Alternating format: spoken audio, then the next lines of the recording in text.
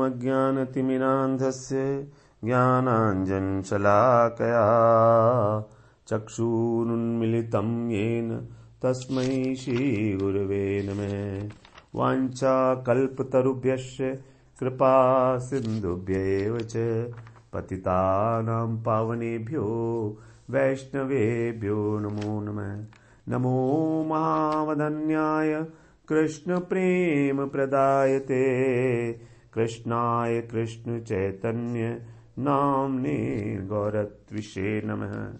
हे कृष्ण करुणा सिंधो दीनबंधो जगत्पते गोपेश गोपिका कांत राधा कांत नमोस्तुते।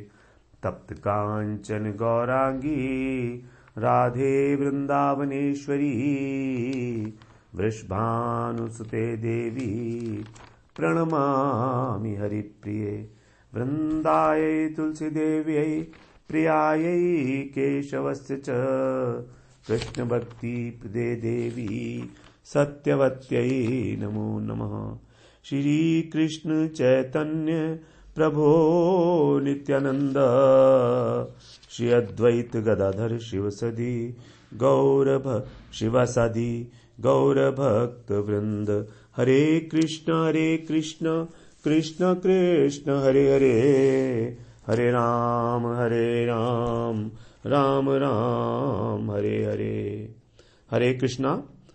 सर्वप्रथम मैं अपने गुरुपाद पद्म ओम विष्णुपाद अष्टोत्तर शत श्री श्रीमद् भक्तिवेदांत माधव गोस्वामी महाराज के चरण कमलों में अनंत कोटि दंडवत प्रणाम ज्ञापन करता हूं। हम लोग श्रीमद् भगवत गीता के 6 अध्याय का पहला श्लोक श्रवण कर रहे हैं, जिसमें भगवान ने कहा है अनाश्रित कर्म फलम कार्यम कर्म करोति स सन्यासी च योगी च न निरग्निर्न च क्रियः। अर्थात जो कर्म के फल का आश्रय न लेकर कर्तव्य कर्म करता है वही वास्तव में सन्यासी है और वही ध्यान योगी है, न कि अग्नि का त्याग करने वाला और क्रियाओं का त्याग करने वाला। तो हम लोग यहां बात कर रहे थे कि अनाश्रित है कर्म फलम, अर्थात कर्म फल के अंदर आसक्ति। तो इस आसक्ति को कैसे छोड़ा जाए, इसके लिए क्या तरीका हो सकता है। तो हम आसक्ति का स्वरूप समझना चाह रहे हैं यहां पर, जिससे हमें थोड़ी सुविधा हो कि आसक्ति है क्या और क्यों होती है हमारे अंदर, कारण क्या है आसक्ति का। हम देखते हैं आसक्ति तो है, संसार के प्रति वस्तुओं के प्रति बहुत आसक्त हैं हम लोग। तो कारण क्या है इसका। तो हमारी आसक्ति कहां होती है। हमारी आसक्ति या तो किसी व्यक्ति के प्रति होती है, किसी वस्तु के प्रति होती है, किसी स्थान के प्रति होती है, या किसी क्रिया के प्रति होती है कि मैं ऐसे कार्य करूंगा, यही काम मुझे करना चाहिए, मुझको ये स्थान बहुत अच्छा लगता है, मुझको इस व्यक्ति से मिलकर बहुत अच्छा लगता है, मुझको ये पदार्थ चाहिए, ये मैं पसंद है, ये मेरी नापसंद है। तो इन आसक्ति का कारण हम लोग तीसरे अध्याय में श्रवण कराए हैं। इसका कारण है राग। और ये राग कहां पर छुपा हुआ है। राग हमारे अंतःकरण में।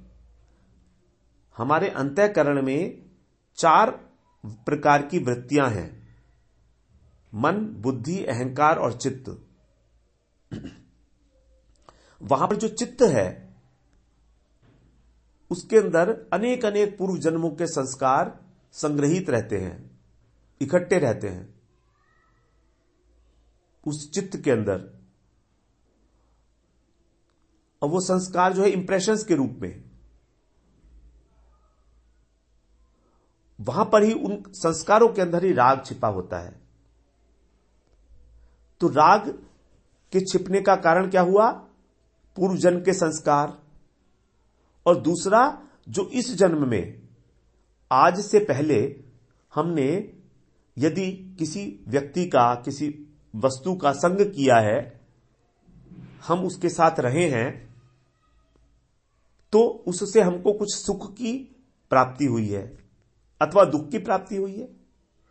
तो अगर हमें उससे सुख प्राप्त हुआ है तो उस सुख की जो अनुभूति है उस अनुभूति की जो याद है, जो स्मृति है, वो स्मृति हमारे चित्त के ऊपर अंकित हो जाती है। कैसे अंकित हो जाती है? जैसे यदि एक फर्श के ऊपर हम पानी डाल दें, तो अगर हम उस पानी को पोंछेंगे नहीं तो वो पानी सूखने के बाद भी उसका एक धारा, उसकी एक वो बन जाएगी, रेखा बन जाएगी। अब अगली बार जब हम पानी डालेंगे तो वो उसी रेखा के ऊपर चलेगा। वही है संस्कार। वो पानी तो सूख गया, लेकिन फर्श के ऊपर एक निशान पड़ गया। हम लोगों ने इस संबंध में बात की थी कि हमारा चित्त 3 प्रकार से काम करता है। एक तो पत्थर की तरह, एक बालू की तरह, और एक पानी की तरह, जल की तरह। अगर पत्थर पर लकीर खींचेंगे तो पक्की खींचेगी, वो मिटेगी नहीं। अगर बालू पे खींचेंगे तो वो हवा का झोंका आएगा और वो लकीर मिट जाएगी। और पानी पे लकीर बनेगी ही नहीं, चाहे कितनी ही बना लो। उसी क्षण बनाई और उसी क्षण खत्म। तो इस प्रकार हमारे चित्त की भी 3 अवस्थाएं हैं। अब यदि हमारा चित्त पत्थर का है तो उस पे जो राग का जो रंग चढ़ेगा, जो संस्कार बनेगा, वो बड़ा दृढ़ होगा, बड़ा पक्का होगा। तो हम लोग जो बोलते हैं a man of strong likes and dislikes, ये एक बड़ा कॉमन फ्रेज है कि इस आदमी की जो लाइक्स और डिसलाइक्स हैं बड़ी स्ट्रांग है। किसी चीज को पसंद करता है तो बिल्कुल उसको प्राप्त करके ही रहेगा, और किसी चीज को नापसंद करता है तो उससे द्वेष हो जाता है, उसको हटाएगा, उसका त्याग करेगा हर कीमत पर, उसे टॉलरेट नहीं करेगा। तो वो उसका चित्त कैसा है? पत्थर का चित्त है उसका। उस पे जो रेखाएं बनी हुई है संस्कार की, उनको मिटाना बहुत मुश्किल है। तो 2 प्रकार के संस्कार हो गए, पूर्व जन्म के संस्कार और इस जन्म के अंदर अर्जित संस्कार, आज से पहले जितने भी हैं। अब संस्कार बनता है तब जब हमको उस वस्तु या व्यक्ति के साथ संग करके सुख की अनुभूति होती है या दुख की अनुभूति होती है। अगर सुख और दुख की अनुभूति नहीं हुई तो संस्कार नहीं बनेगा।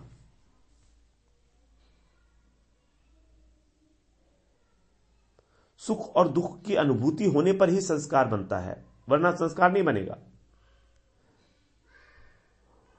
तो उसके कारण क्या होता है? उस संस्कार के कारण जो रेखा है वो पास्ट इंप्रेशंस की, उसके कारण हमारी उस वस्तु या उस वस्तु व्यक्ति से हम अपना संबंध मान लेते हैं कुछ, कि ये व्यक्ति हमको सुख देगा या ये व्यक्ति हमको दुख देगा। ये हमने मान लिया, एक संबंध है। अगली बार फिर हमारा जो मन है वो उसी वस्तु के प्रति आकृष्ट होगा, उसी वस्तु के प्रति आकृष्ट होगा। तो अब आसक्ति का मुख्य कारण क्या हुआ? आसक्ति का मुख्य कारण हुआ उस वस्तु या व्यक्ति से किसी प्रकार का भी संबंध मान लेना।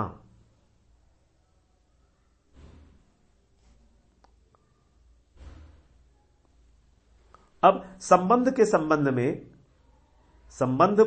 मानने के संबंध में 2 प्रकार की बातें हैं।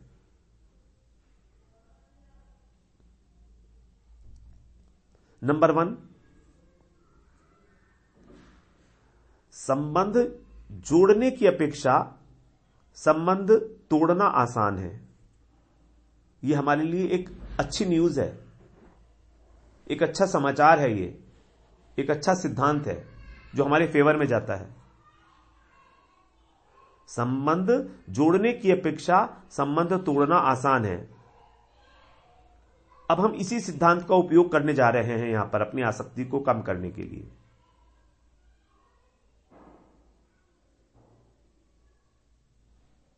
यह तो एक सिद्धांत है, हम जानते ही हैं कि संबंध जोड़ने में कितना टाइम लगता है, और तोड़ तो हम एकदम सकते हैं।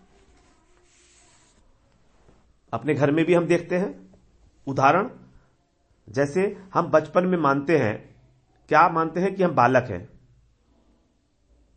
और हम जब बड़े हो जाते हैं तो हम मानते हैं कि हम युवा हो गए।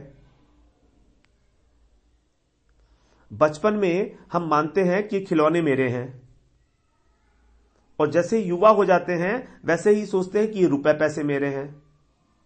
यानी कि युवा होने के बाद हमारा जो खिलौनों के प्रति आसक्ति थी वो अपने आप खत्म हो गई। हमने करी तो नहीं, हमने करी नहीं, हमने उस आसक्ति का जो विषय था खिलौने वो बदल गया। आसक्ति तो अभी भी वर्तमान है लेकिन उसका विषय वस्तु बदल गई। पहले खिलौने में आसक्ति थी, अब रुपए पैसों में आसक्ति हो गई। तो हमने बचपन से संबंध जोड़ा और खिलौने से संबंध जोड़ा अपने आप। लेकिन बड़े होते होते हमारा ये जो संबंध था कब टूट गया हमें पता नहीं लगा। क्या हमें कभी पता है ये बात कि हमने कब खिलौनों को छोड़ दिया? कोई ऐसी कोई डेट तो नहीं है। धीरे धीरे हो गया सब कुछ अपने आप। और कब हमारा संबंध जो है रुपए पैसे से जुड़ता चला गया। बचपन में रुपए पैसे से हमारा कोई संबंध नहीं होता। तो इसलिए इससे यह बात बिल्कुल सिद्ध हो गई है कि ये जो माने हुए संबंध हैं इनको तोड़ना नहीं पड़ता। हम लोग सोचते हैं हम संसार से आसक्ति को तोड़ दें, लेकिन इसको तोड़ना पड़ना ही नहीं चाहिए क्योंकि तो मानी हुई है ना। उसको तोड़ेंगे क्या? तोड़ेंगे तो उसको जो वास्तविक हो। जो चीज है ही नहीं उसको क्या तोड़ेंगे हम? उसको क्या नष्ट करेंगे? क्योंकि उसका तो कारण ही था केवल एकमात्र मान्यता। मान्यता क्या थी कि ये खिलौने मेरे हैं। अभी जब ये मान्यता खत्म हुई तो हमारा खिलौनों से संबंध टूट गया। तो इसका मतलब है कि खिलौनों में जो हमारी आसक्ति थी वो खिलौनों के अस्तित्व पर निर्भर नहीं है, बल्कि वो हमारी मान्यता पर निर्भर है। और मान्यता क्या है हमारी? कि ये जो खिलौने हैं मुझको सुख देंगे, मुझे आनंद मिलेगा, मैं खेलूंगा इनके साथ तो मुझे आनंद मिलेगा। उसी प्रकार जैसे ही वो बड़ा हुआ, युवा हुआ, तो उसकी आसक्ति धन संपत्ति में हो गई। तो अब उसकी यह मान्यता हो गई कि इस धन संपत्ति से मुझको आनंद मिलेगा, मुझको सुख मिलेगा। तो कहीं से भी आप देखो आसक्ति का कारण भी सुख की प्राप्ति है और आसक्ति का कारण एक मान्यता भी है। मान्यता कि मुझे इससे सुख मिलेगा, यह है हमारी आसक्ति का कारण। हमारी आसक्ति का कारण हुआ कि मुझे इस वस्तु से सुख मिलेगा, इस प्रकार की मान्यता। अब हमको ये मान्यता को हटाना है। अब हमें आसक्ति पर काम ही नहीं करना। अब हमें आसक्ति के ऊपर काम नहीं करना है, अब हमको मान्यता पर काम करना है। अब मान्यता पर काम करने के लिए हमको एक और सिद्धांत डालना पड़ेगा बीच में। और वो सिद्धांत है कि आसक्ति हमारे स्वरूप में स्थित है।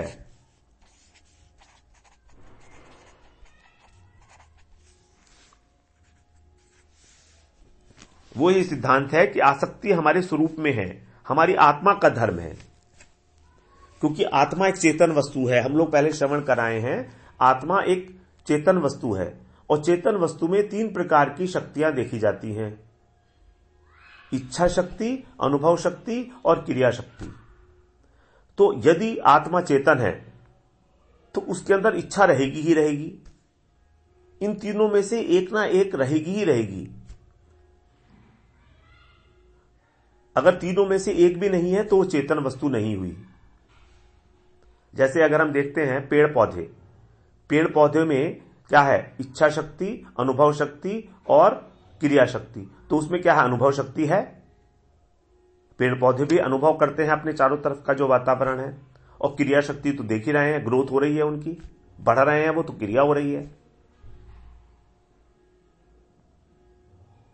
लेकिन इच्छा शक्ति मनुष्य के अंदर होती है और पशुओं में भी होती है, क्योंकि वो आत्मा है। आत्मा का वो जो आच्छादित स्वरूप था, स्थावर योनि आच्छादित चेतन है। और पशु पक्षी कीट पतंग ये हो गया हमारा संकुचित चेतन। और जब विकसित चेतन हो जाता है या मुकुलित चेतन हो जाता है जीव अवस्था में नहीं, जब वो मनुष्य शरीर में आता है तो उसको बोलते हैं मुकुलित चेतन। चेतन 5 प्रकार के थे ना, आच्छादित चेतन, संकुचित चेतन, मुकुलित चेतन, विकसित चेतन और पूर्ण विकसित चेतन। 5 प्रकार की चेतनावस्था है। तो इसके अंदर इन तीनों गुणों में से, तीनों शक्तियों में से एक ना एक तो हमेशा ही होगी। और मनुष्य के अंदर ये तीनों हैं, इच्छा शक्ति, अनुभव शक्ति और क्रिया शक्ति। तो अब हमको यह पता लग गया कि हम आसक्ति को नष्ट नहीं कर सकते, इच्छा को नष्ट नहीं कर सकते। तो फिर हमें क्या करना है? हमको वही काम करना है जो हमने पहले अपने आप से हो रहा था। जो पहले अपने आप से हो रहा था, अब हम उसको यत्नपूर्वक करेंगे। पहले क्या हो रहा था? हम लोग जब बचपन से युवा हुए तो हमने देखा कि हमारी आसक्ति खेल खिलौने से हटकर धन में आ गई। ये अपने आप हो गया था काम। इसका मतलब क्या है कि आसक्ति शिफ्ट होती है। अब हमको इस आसक्ति को धन संपत्ति से भी हटाकर परमार्थ में डाल देना है, भगवान में डाल देना है, हरि गुरु वैष्णव में डाल देना है, गुरु में डाल देना है इस आसक्ति को उठाकर। So it is sort of taking up from somewhere and putting it somewhere else. आसक्ति को संसार में से निकाल के, संसार की वस्तुओं में से निकाल के, संसार के व्यक्तियों में से निकालकर और परमार्थ संबंधी वस्तुओं में डाल देना है, भगवतीय वस्तुओं में डाल देना है, परमार्थ के प्रति। तो संसार के नाशवान पदार्थों में आसक्त ना होकर परमार्थ के प्रति आसक्त हो जाना है। जैसे भगवान का नाम, भगवान का धाम, श्रवण कीर्तन। और ये कब होगा? ये तभी होगा जब हम अपने को एक अवसर देंगे कि हम यत्नपूर्वक, बलपूर्वक, इच्छा न होते हुए भी हरि कथा का श्रवण करें, कीर्तन करें। तभी तो हमें पता लगेगा ना कि इसकी महिमा क्या है, भगवान की महिमा क्या है, गुरु की महिमा क्या है, वो हमारे लिए क्या क्या कुछ खोज कर सकते हैं, किस प्रकार से देखते देखते ही हमारा उद्धार कर सकते हैं। हमें पता भी नहीं लगेगा और हमारा उद्धार हो जाएगा उनकी कृपा से। लेकिन ये होगा तभी जब हम अवसर देंगे अपने को। और वो अवसर हम तभी देंगे, अवसर देने की इच्छा भी हमारी तभी जागृत होगी जब हमारी कुछ ना कुछ पुराने संस्कार हैं, सुकृतियां हैं, भक्ति उन्मुखी सुकृति पूर्व जन्मों की।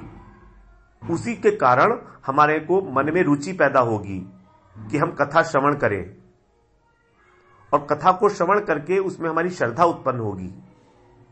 जब श्रद्धा उत्पन्न होगी तो हमारा मन करेगा, हमारी इच्छा होगी कि हम गुरु को धारण करें, हम गुरु का पदाश्रय करें और फिर उनसे दीक्षा लें और फिर प्रॉपर तरीके से विधि पूर्वक भजन करें भगवान का, जिससे हमारा उद्धार हो पाए। लेकिन ये सब करना तो हमें खुद ही पड़ेगा, हमारे लिए कोई और तो आके ये सब करेगा नहीं। भगवान तो कई बार अवसर देते हैं हमको, लेकिन उस अवसर को चूक जाते हैं। हम सोचते हैं अरे ठीक है, जो करना है, जिसको जो करना है वो करे, हमें नहीं करना है काम। तो हमें कभी भी अवसर को चूकना नहीं चाहिए। अगर हमारे दरवाजे पर नॉक कर रहा है वो भगवान के साथ संबंध बनाने का,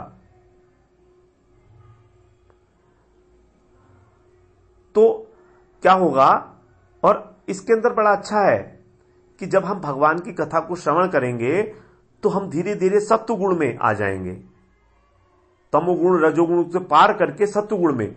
और सत्वगुण का स्वाभाविक एक गुण है, सत्वम सुखे संजयति, सत्वम सुखे संजयति रजः कर्मणि भारत। अर्थात सत्वगुण हमको सुख में लगाता है, मतलब सुख की अनुभूति कराता है। यह एक अच्छी बात है, यह हमारे लिए एक बड़ी काम की बात है। क्योंकि जब तक हमको सुख नहीं मिलेगा कथा को श्रवण करने में, कीर्तन करने में एक अलग प्रकार का सुख, सात्विक सुख, तब तक हम उसमें रुचि हमारी नहीं होगी।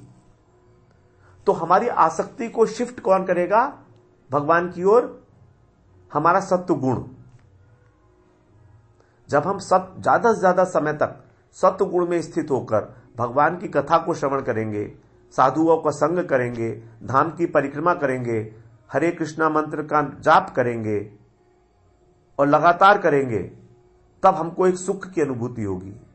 ये भगवान बता रहे हैं, होगी ही होगी। सत्व गुण का एक खास गुण है, ये लक्षण है कि उसको सुख मिलेगा। हम तो अभी इंद्रियों में सुख ढूंढ रहे हैं, विषय पदार्थों में, लेकिन उस सुख से भी जो अति उच्च कोटि का है वो उसको बोलते हैं सात्विक सुख। 3 प्रकार के सुख भगवान बताएंगे 18वें अध्याय में।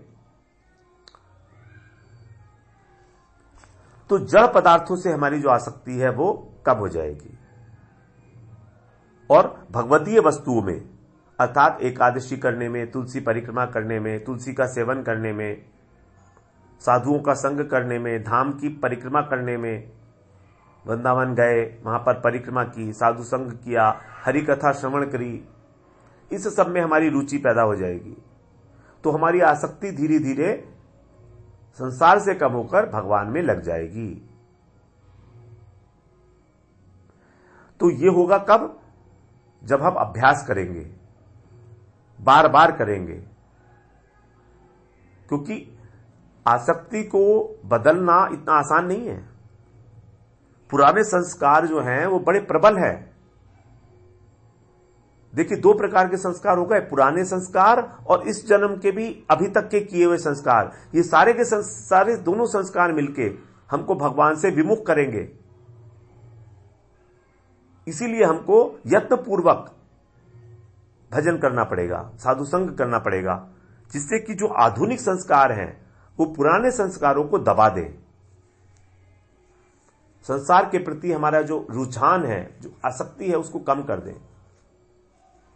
जो नए संस्कार इतने प्रबल हो जाएं, तो इसके लिए हमको निरंतर अभ्यास, एक निश्चय की जरूरत है, एक कमिटमेंट की जरूरत है।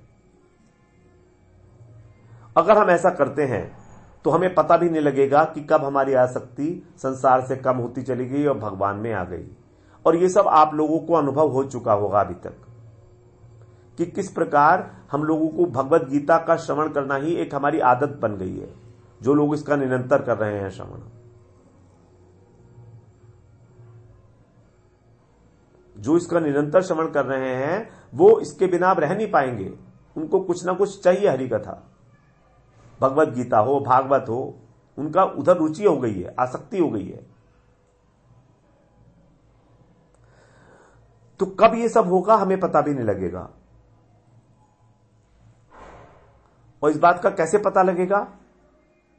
इस बात का तब पता लगेगा जब हमें कुछ समय तक भगवान या भगवान के भक्तों का संग ना मिले, उनकी हरि कथा ना मिले, तब हमको ऐसा लगेगा कि जीवन में कुछ मिसिंग है, something is missing in life. इसका यह मतलब हो गया कि अब आसक्ति आपकी हो गई है। ये इस बात का लक्षण है कि अब आसक्ति आपकी भगवतीय वस्तुओं की ओर बढ़ती चली जा रही है। अब संसार की जो आसक्ति है, उनके विषय वस्तु क्या क्या है, विषय क्या क्या होते हैं उनके। संसार का मतलब है चींटी से लेके और ब्रह्मलोक तक, ब्रह्मा जी तक, सारा संसार जो है, उसके जितने भी पदार्थ और व्यक्ति हैं वो सब कर्म का फल है। और इसका जो कर्म फल है, इनकी आसक्ति है, इसका जो विषय है वो है व्यक्ति, वस्तु और क्रिया। आसक्ति या तो व्यक्ति में होगी, या वस्तु में होगी, या क्रिया में होगी। यही है संसार का स्वरूप। इन तीनों से मिलकर संसार बनता है। संसार का स्वरूप है ये व्यक्ति, वस्तु और क्रिया। और ये तीनों नाशवान है, क्योंकि संसार भी नाशवान है। संसार में उत्पत्ति है, स्थिति है और प्रलय है। संसार की प्रत्येक वस्तु पहले उत्पन्न होगी, उसके बाद कुछ समय तक वर्तमान रहेगी, स्थित रहेगी, और उसके बाद उसका क्षय हो जाएगा। क्योंकि संसार त्रिगुणात्मक है। त्रिगुणात्मक का मतलब माया के 3 गुण। तो जो किसी वस्तु की उत्पत्ति होती है वो होती है रजोगुण से। जैसे एक मेज है, और मेज की उत्पत्ति कैसे हुई? रजोगुण से। उसके बाद वो मेज कुछ समय तक रहती है तो वो है सत्वगुण से, और धीरे धीरे जो है वो खत्म होने लगती है, नाश होने लगता है, उसका जंग उसमें वो लग जाता है, घुन लग जाता है या कुछ भी हो जाता है, वो तमोगुण से। तो संसार के अंदर जो तीनों गुण हैं ये प्रत्येक वस्तु में देखे जाएंगे। संसार के निरंतर परिवर्तन होता रहता है उसमें। तो उसी प्रकार से जो व्यक्ति हैं उनका भी हमारे साथ निरंतर कभी संयोग होगा और कभी वियोग होगा। हम संसार के व्यक्तियों के साथ कभी तो हमारा उनके साथ संयोग होता है, उनसे हम मिलते हैं, फिर उनके साथ कुछ समय तक रहते हैं और फिर उनसे वियोग हो जाता है। यहां तक कि बचपन के जो मित्र थे हमारे, उनके हमें नाम भी याद नहीं होते, सूरतें तो क्या याद होंगी, नाम भी याद नहीं आते उनको, हम भूल जाते हैं क्योंकि वियोग हो गया उनसे। तो व्यक्ति जो है वो भी हमारे लिए साथ नहीं दे सकता कभी। वस्तु को तो हम जानते ही हैं कि कभी हमको मिलती है, कभी हमारे पास से छिन जाती है, और रहती भी है, थोड़ी समय के लिए रहती है। जैसे अभी आज मोबाइल खरीदा हमने, कुछ समय तक हमारे साथ रहा मोबाइल, और फिर किसी ने हमारी जेब में से निकाल लिया, नष्ट हो गया। तो वस्तु का भी संयोग और वियोग होता है, कभी प्राप्त कभी अप्राप्त। उसी प्रकार क्रिया, किसी भी क्रिया का आरंभ भी होता है और अंत भी होता है। कोई भी क्रिया हो, कोई भी काम हो, पहले आरंभ होगा और फिर अंत होगा उसका। तो वो भी हमारे साथ हमेशा रहने वाली नहीं है। तो ना तो वस्तु हमेशा रहेगी, ना व्यक्ति रहेगा, और ना क्रिया रहेगी। तीनों नाशवान है, और अंत में तीनों दुख देने वाली बनेंगी। क्योंकि हमारी एक तो दुख देंगी जब हमसे उनका बिछोह हो जाएगा, वियोग हो जाएगा, और दूसरा हमारी आसक्ति और प्रबल हो जाएगी उनके अंदर। दो नुकसान हो रहे हैं।